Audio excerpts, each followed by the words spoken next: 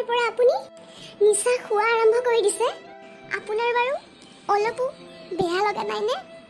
হেৰ পাগলী, কোনে কৈছে তোক মদ খালে মানুহৰ বেয়া লাগে বুলি? মোৰতো আজি বহুত ফূৰ্তি লাগি আছে। এইবোৰ আপুনি কি কৰিছে বাৰু? আমাৰ ঘৰত কণ কণ ছোৱালী কেইজনী আছে। আপুনি যদি এনেকৈ মদ খাই ঘৰলৈ আহে সিহঁতৰ ওপৰত কি প্ৰভাৱ পৰিব বাৰু?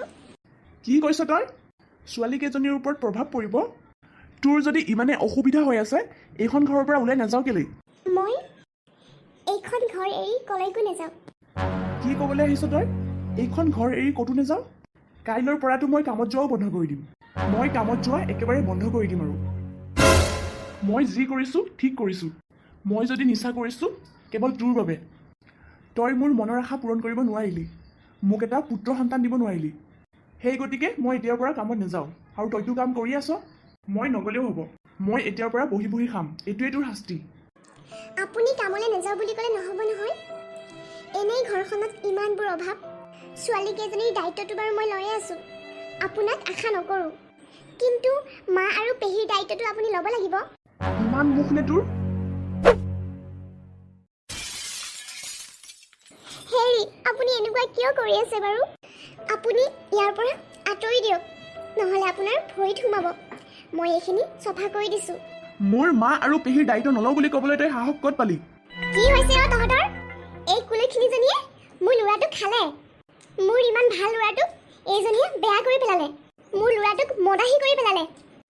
ঘৰখনত যেতিয়ালৈকে জুই নালাগে এই কুলখিনীজনীৰ মনটো শান্তি নালাগে। মই একো নাই কৰা নহয় মা। আপুনি বাৰু মোক কিয় এনেকৈ কৈ আছে? এওঁক মই মদ খাই আহিবলৈ কোৱা নাই নহয় মা। এওঁ নিজে ক'ৰবাৰ পৰা নিচা খাই আহিছে। আৰু মইতো এওঁক বুজাই আছিলোঁ যে এনেকুৱা মদ খাই আহিব নালাগে বুলি। তেতিয়াই এওঁ খঙতে বটল ভাঙি দিছে। ইমান মুখ চলাবলৈ সাহস ক'ত পালি তই? মা মই দুখ পাইছোঁ, মোক এৰি দিয়ক। তোৰ গাত হাত নুতলাৰ বাবে তোৰ ইমান সাহস হৈ গৈছেনে? তই মোৰ ওপৰত উল্টা কথা কবি?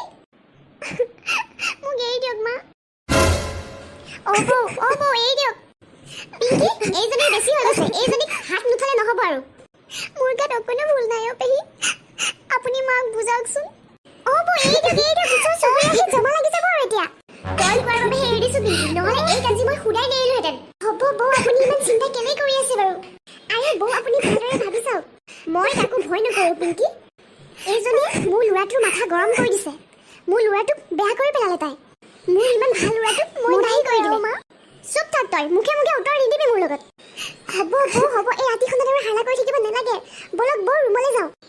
আৰু এইকণত বহি লৈ তই চিঞৰি চিঞৰি মানুহবোৰক শুনাই কান্দি থাকিবলৈ নালাগে। ভিতৰলৈ যা। এই বুদ্ধি তই বুজি নাপাবি পিংকি। এইজনী অহা দিন ধৰি আমাৰ ঘৰখনত সুখ শান্তি নোহোৱা হৈ গ'ল। হ'ব দিয়ক বৌ, ব'লক এতিয়া আমি ৰুমলৈ যাওঁ আৰু। নে এইজনীৰ কন্দাটো শুনি থাকিব? একো দৰকাৰ নাই, যোনে কান্দে কান্দি থাকিবলৈ দে। তেনেহ'লে ব'লক বৌ, আমি ইয়াৰ পৰা যাওঁ।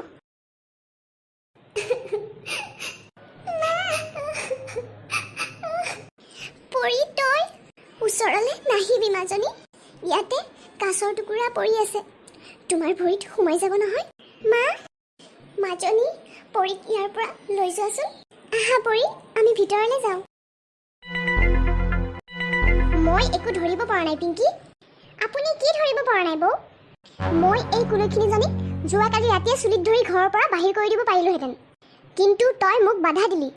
আৰে বৌ, আপুনি ভালদৰে চিন্তা কৰি চাওকচোন। তেনেকৈ ৰাতিৰ সময়ত উলিয়াই দিব নোৱাৰি নহয় বৌ। আৰু এইজনী যিখনহে কন্দা কটা কৰি আছিল, তাইক যদি তেনেকৈ উলিয়াই দিলোহেঁতেন, গাঁৱৰ মানুহ কোনোবা নহয় কোনোবা দেখিলহেঁতেন আৰু তাইক চিধা পুলিচৰ ওচৰলৈ লৈ গ'লহেঁতেন। পাছত পুলিচৰ মানুহ আহি আমাক এৰেষ্ট কৰিলে হয়। এইক তাৰমানে ঘৰৰ পৰা বাহিৰ কৰি দিলে আমাক মানে পুলিচে এৰেষ্ট কৰিব। তই এইটো ক'বলৈ বিচাৰিছ নেকি? নহয় অ' বৌ, তাইক আমি ঘৰৰ পৰা বাহিৰ কৰি উলিয়াই দিম, কিন্তু এনেদৰে নহয়। মই আকৌ এইজনীক ইমান চিঞৰ বাখৰ কন্দা কটা কৰে বুলি ভবা নাছিলোঁ নহয় বৌ। তেনেকৈ চিঞৰ বাখৰ কৰিলে আমি তাইক ধাক্কা মাৰি ঘৰৰ পৰা উলিয়াই দিব নোৱাৰিম নহয়। মই তাকো ভয় নকৰোঁ পিংকি। মই যেনেকুৱা হ'লেও এইক উলিয়াই মোৰ ল'ৰাৰ কাৰণে ধনী ঘৰৰ পৰা ছোৱালী এজনী আনিবই লাগিব। পৰি, পাপাৰ কাৰণে পানী গিলাচ লৈ আহাচোন। পানী যোৱা লৈ আহিবা। পাপাৰ বৰ পিয়াহ লাগিছে, সোনকালে আনিবা পৰি। জিংকি, জিংকি। কি হ'ল আকৌ তোমাৰ? জিংকিক চিঞৰি চিঞৰি মাতি আছে যে? মা, জিংকি, তোমাৰ কাপোৰ কানিবোৰ উলিয়াই থৈ দিয়া আলমাৰীৰ পৰা। আমি ইয়াত নাথাকোঁ আৰু মাজনী। ইহঁত কেইজনীক লৈ ক'ত যাব ওলাইছা? কিয় আপোনাৰ কাৰণে বোলে দেখোন আপোনাৰ মায়ে ক'ৰবাৰ পৰা ছোৱালী লৈ আহিব, আপোনাক দ্বিতীয় বিবাহ কৰাই দিব। সেইকাৰণেহে আপুনি মোৰ লগত সদায় সদায় নিচা খাই আহি কাজিয়া কৰে, কামত যোৱাও বন্ধ কৰি দিলে আপুনি, আৰু মোক ঘৰৰ পৰা ওলাই যাবলৈ কৈ থাকে।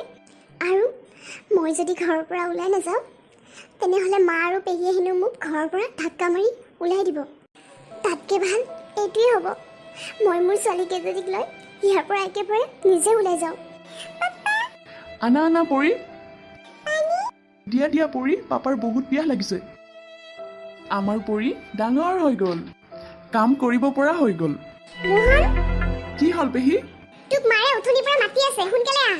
পৰি, মই আইতাৰ ওচৰৰ পৰা এতিয়া আহি আছো দেই।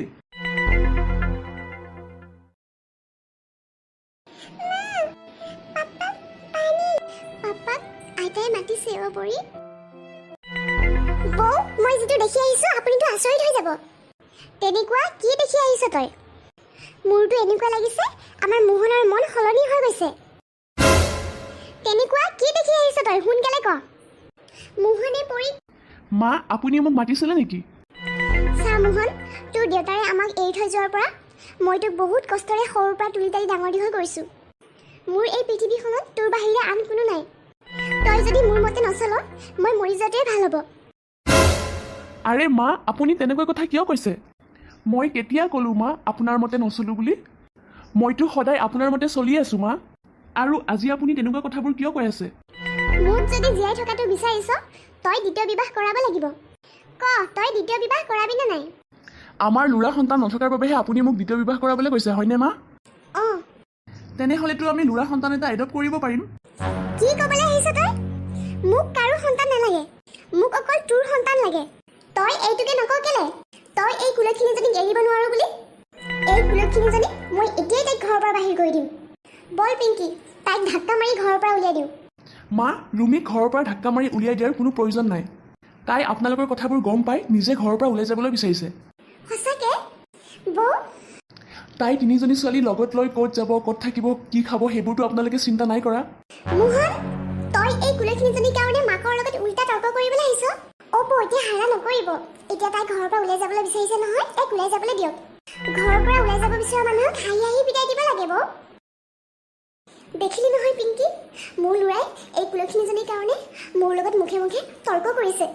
আৰে বৌ, আজিৰ পৰা আমাৰ সপোন পূৰণ হ'বলৈ গৈ আছে। এইজনী নিজে ঘৰ এৰি যাবলৈ বিচাৰিছে। আপুনি এইবোৰত মাথা মাৰি নাথাকিব এতিয়া। বলক বৌ, আমি তাইক বিদায় দিওঁগৈ। যোনে য'ত যায় গৈ থাকিব, মই একো বিদায় দিবলৈ নাযাওঁ। ইহঁতক লৈ তুমি ক'ত যাব বিচাৰিছা? আহা মোৰ পৰিজনী। তোমালোকক নেদেখাকে পাপা কেনেকৈ থাকিব আজিৰ পৰা? আপুনি আজিৰ পৰা আপোনাৰ মা আৰু পেহীৰ লগত বহুত সুখত আৰু ফূৰ্তিৰে থাকিব বুলি আশা কৰিছোঁ। সময়মতে খোৱা বোৱাবোৰ কৰিব আৰু এনেই বহি নাথাকিব, কামলৈ যাব। মদ পানী খোৱাবোৰ বন্ধ কৰিব। পৰি, তোমাৰ পাপা বহুত দুৰ্ভগীয়া। তোমালোকক মই একো বুজাব নোৱাৰিম। ৰুমি, তুমি য'তেই থকা মোক ফোন কৰি থাকিবা। মই আপোনাক ফোন কৰিব নোৱাৰিম। আপোনাৰ নতুন সংসাৰখন মই ভাঙিব নোৱাৰোঁ। হ'ব দে মোহন, যোৱা সময়ত এনেদৰে কন্দা কটা কৰি পঠিয়াবলৈ নাপায় নহয়। যাবৰ সময়ত মানুহক সদায় হাঁহি হাঁহি বিদায় দিব লাগে, যাতে সিহঁতৰ জাৰ্ণিটো ভাল হয়। জিংকি, মা, আহা মাজনী, আমি যাওঁ আৰু নহ'লে আমাৰ এন্ধাৰ হৈ যাব নহয়। পৰি, পাপা তোমালোকক চাবলৈ গৈ থাকিব মাজনী। আহা পৰি, আমি যাওঁ আৰু। জিংকি, পাপাৰ ওচৰলৈ এবাৰো নাহা নেকি তুমি? তোমালোকে একো চিন্তা নকৰিবা, পাপা তোমালোকক চাবলৈ গৈ থাকিব।